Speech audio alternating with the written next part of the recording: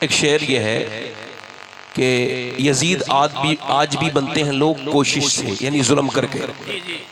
हर जालिम यजीद है, हर जालिम यजीद है। जब गुरु नानक का इंतकाल होने वाला था तो गुरु बाणी में 970 नंबर पे ये लिखा हुआ है, तो गुरु नानक के जो चेले थे, सिख समुदाय के लोग जो है ना, गुरु नानक गुरु हैं उनके, तो उनके जो चेले थे उसने 40 साल उनकी खिदमत की थी और इंतकाल होने वाला था। तो गुरु मुझे कुछ दे के जाए, तो सुने भाई, गुरु जी मुझे कुछ दे के जाए।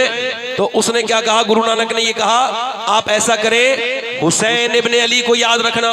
हाय हाय हाय हाय हाय हाय। कहा हुजूर हुसैन इब्ने अली से हमारा क्या ताल्लुक, वो तो मुसलमानों के नबी के नवासे, हमारा क्या ताल्लुक? का ताल्लुक है, ये बताओ क्या तुम अपनी बहन के साथ जिना कर सकते हो, सगी बहन के साथ?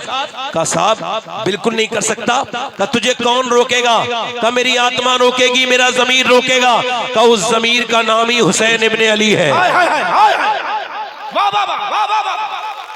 उस ज़मीर का नाम हुसैन इब्ने अली है। माशाअल्लाह, जिंदाबाद। यजीद आज भी बनते हैं लोग कोशिश से, और हुसैन खुद नहीं बनता, खुदा बनाता है। हुसैन खुद नहीं बनता मेरे भाई, हुसैन खुद नहीं बनता, खुदा बनाता है। हुसैन खुद नहीं बनता। इकबाल कहता है, लोग कहते हैं हुसैन इब्ने अली ने करबला में हक अदा किया है, कहते हैं वो बात जरा शुरू करते हैं बीच से। मैं उनसे कहता हूँ शुरू से शुरू करो। पहले अली ने मदीने में बाप होने का हक अदा किया, और फातिमा ने माँ होने का हक अदा किया, फिर हुसैन ने करबला में हक अदा किया। हाय हाय हाय माशाअल्लाह। अब सुनिए, मौलाए कायनात मौला अली, सैयदना मौला अली एक दिन अपने घर आए, फरमाते मेरी बीबी ने दरवाजा खोला और मुस्कुरा के मुझे सलाम किया, और ये उनकी आदत थी। आज जहेज में फ्रिज पुराना हो गया, ये फिर जहेज दे दिया, फ्रिज में पुराना हो गया, आपने जो है वो अपना कर्जा लेके, और फिर भी घर नहीं बना। फिर भी लड़की रोज फोन करती है, परेशान होती है, झगड़े आते हैं, इसके झगड़े उसके झगड़े, घर बिगड़ गया। जिस औरत की कमान मैके वालों के हाथ में हो, वो घर तो वैसे भी कभी नहीं बनता। उस औरत को जब अपना मैके को ये सब कुछ समझेगी और उसकी माँ उसको उधर का, ये औरतें कुछ बुढ़ियां ऐसी बैठी हैं हमारे माशरे में, ये बदबख्त जब तक मरती नहीं, हालात ठीक नहीं होते, ये उधर अपनी बहू को परेशान करती हैं और इधर अपनी बेटी को परेशान करके उधर उधर दामाद को टॉर्चर करती है। एक औरत होती है विष की पुड़िया, ये जहर की पुड़िया होती है, ये फोन करके उधर अपनी बेटी को बरगलाएगी तो उधर दामाद से उसका झगड़ा होगा, उधर घर बर्बाद, और इधर अपने लड़के को बरगलाएगी, तो ये जहन्नमी औरत है। मेरे नबी फरमाते हैं जो मियां बीवी में झगड़े बनाए कराए, फरमाते हैं वो लानती है, उस पे लानत। अल्लाह अल्लाह अल्लाह। अब वो चाहे कोई भी हो, चाहे बहन बीबे की, लड़की की बहन हो, माँ हो, लड़के का बाप हो, लड़के कोई भी हो, अदरवाइज कोई समझ, जो ऐसा करेगा उस पे लानत। और लानत का मतलब यह है कि वो अल्लाह की रहमत से महरूम।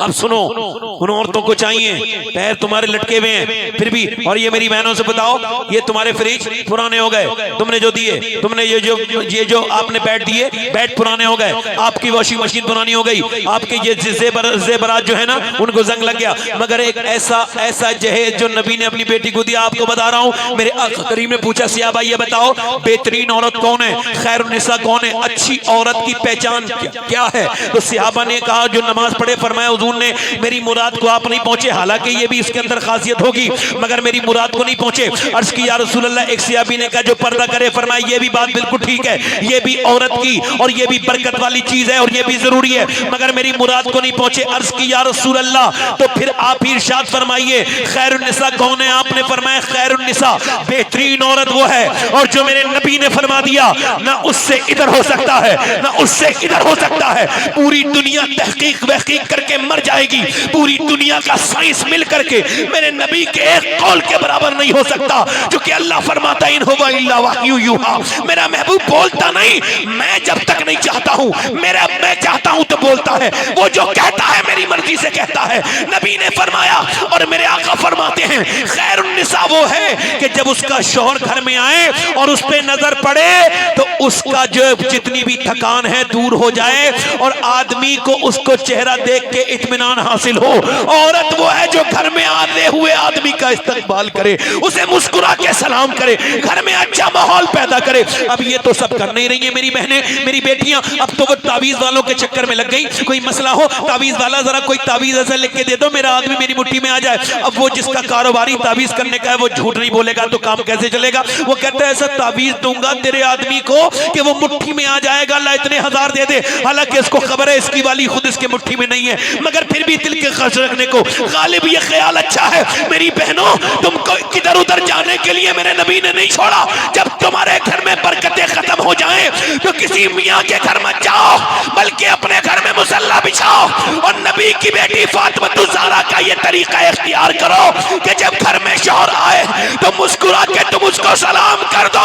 सारे मियाँ के तावीज एक तरफ और नबी की बेटी फातिमा ज़हरा का तरीका एक तरफ। जिंदाबाद जिंदाबाद जिंदाबाद जिंदाबाद, सुभान अल्लाह। जल्दी बोलो, जल्दी बोलो। अपने अपने शौहर को लिए खाना। और किस हाल में? हजरत अली फरमाते हैं मैंने उनसे पूछा अंदर जाके आपका कुछ दिल परेशान लगता है, चेहरे पर कुछ आपके फिक्र लग रही है, कोई तफक्कुरात, क्या मामला है, चेहरे से आया है? आपने फरमाया बात यह है मेरे सरताज कि मेरे दोनों बच्चे बीमार हैं और दोनों को तबीयत खराब है, शिफा नहीं हो रही है। ए रुमाल वाले भाई, नहीं नहीं नहीं, बैठो, यही पानी मंगवाएंगे, बैठो बैठो बैठो। देखो मैं आपको इस वजह से उठा रहा हूं कि एक बात अगर वाकई में से एक ईंट गिर जाए ना तो पूरी इमारत बेकार हो जाती है। बात आप अगर मेरी अधूरी सुन के जाओगे तो आपको इसका पूरा फायदा, हालांकि आप यहां आए हो यही फायदा बहुत है। अब इत्मीनान से सुने, आप मुझे उठ के कोई पैसा भी नहीं देंगे, मैं इंशाल्लाह तकलीर मेरी ऐसी रहेगी, बल्कि मैं तो रोक देता हूं लोगों को, मगर फिर भी आप बैठ के सुने। नजराने को मना नहीं करना चाहिए। हुजूर ने फरमाया जो नजर को मना करेगा एक दिन भीख मांगेगा, भीख भी नहीं मिलेगी। इस वजह से मैं इसको मना नहीं करता, इसे आला ने इसको नकल किया है। तो मैं इसकी बात ये आपसे इस वजह से कह रहा हूं, बड़े मेहरबानी कि आप बैठ के सुने मेरी बात। मैं ये चाहता हूं कि हमारे घरों के झगड़े थानों कचहरियों में न जाएं। मैं ये चाहता हूं कि किसी भी मुसलमान की इज्जत नीलाम ना हो। जब कोई औरत एकदम जरा से झगड़े में टेलीफोन करके, और जब मर्द को या मर्द अपनी औरत को तकलीफ देता है तो इससे तकलीफें होती हैं। मेरे भाई, ये जो लोग औरत को हुकूक की बात करते हैं, हमने बेटी बचाई है, ये बेटी वेटी कोई नहीं बचाए। इस बेस्ट ने औरत को सिवाय खिलौने को कुछ ना बनाया। ये देखो आप औरतों को देखो, ये इन्होंने माचिस की डिब्बी तक पे औरत का फोटो लगा के उसको बेचा है। इसी वजह से तो मर्द देखें उसको, ये अपनी हवाई जहाजों में औरतों से कपड़े कम पहनवा के और लोगों को खाना परोसवाते हैं ताकि लोगों के दिल इसमें लगे और मुसलमानों के खिलाफ बात करते हैं। ये अपनी दुकानों पे बिठाल के ग्राहकों के लिए, बताओ, अपनी बीवियों को दिखा के ग्राहक बुलाना, बेटियों को दिखा के ग्राहक बुलाना, किसी की बेटी को माज़अल्लाह जो है वो अपने ऑफिस में बिठाना इस वजह से कि यहाँ पे मर्द आए, औरत को देख के ज्यादा भीड़ लग जाए। इस्लाम औरतों का तिजारत नहीं करता। इस्लाम ये कहता है चाहे मर्द भूखा मर जाए मगर औरत का पर्दा खत्म नहीं होना चाहिए। वाह वाह वाह। इस्लाम ये कह रहा है औरत महारानी है। जैसे ही औरत पैदा हुई है वैसे ही ऐलान हो गया बाप की जन्नत आ गई। जल्दी बोलो, मेरे नबी ने फरमाया बाप के लिए बेटी, जल्दी बोलो बाप के लिए बेटी। और फिर जैसे ही उसका भाई बड़ा हुआ उसे बता दिया गया तेरी बहन की अगर तू ख्याल रखेगा, नबी ने फरमाया तू कयामत के दिन जन्नत में तुझे फरिश्ते नारा लगाते हुए लेके जाएंगे। ठीक, अब वो बीबी बनी, ऐलान हो गया बीबी राजी तो अल्लाह राजी। अगर तुमने बीबी को अपने जलील किया, परेशान किया तो अल्लाह तुमसे नाराज। बीबी की इज्जत जरूरी, बीबी की जायज बात मानना जरूरी, उस पे मानना तोड़ना उस पे हराम, नाजायज उसके ऊपर जुल्म करना, किसी भी तरीके से उसके ऊपर टॉर्चर करना, ये मना इस्लाम इसकी इजाजत नहीं देता। और फिर चौथी बात, जब वो मां बनी, ऐलान हो गया बच्चों के, बच्चा बड़ा हुआ, तेरी मां के नीचे, तेरे पांव के नीचे, मां के पांव के नीचे तेरी जन्नत है। अब जरा गौर करो, ऐसा प्रोटेक्शन किसी ने औरत को दिया है? अब मेरी बहनें इसको ना समझे तो उनकी मर्जी। खैर मैं जल्दी से तकरीर कर रहा हूं, जरा दोनों हाथ उठा के बोलो लब्बैक या हुसैन।